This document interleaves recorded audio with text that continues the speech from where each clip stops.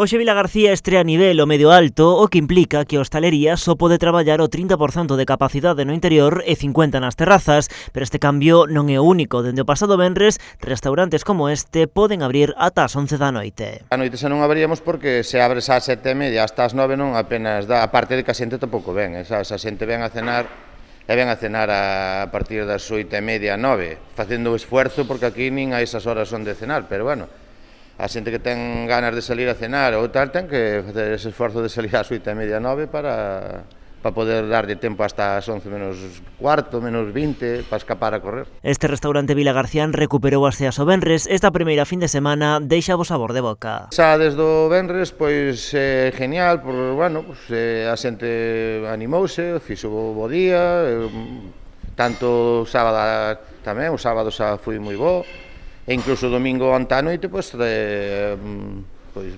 bastante xente. Nós estamos moi contentos. Ademais dos horarios, a nova norma da Xunta obriga o uso de medidores de CO2. Serán obrigatorios a partir deste vindeiro venres. Aquí xa o teñen dende a semana pasada. En outros sitios a mellor entras e esas sales e tal, pero aquí vas a estar moito tempo sin mascarilla, vas a estar falando con a xente de enfrente, cos camareros, todo eso.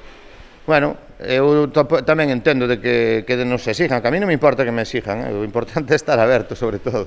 Con estes dispositivos o que se busca é manter a concentración de CO2 por debaixo de 800 partes por millón, algo, explica Roberto, que se consegue tamén cunha ventilación constante. Lembra ademais a importancia do cumprimento do resto de medidas como o uso da máscara cando non se está a consumir.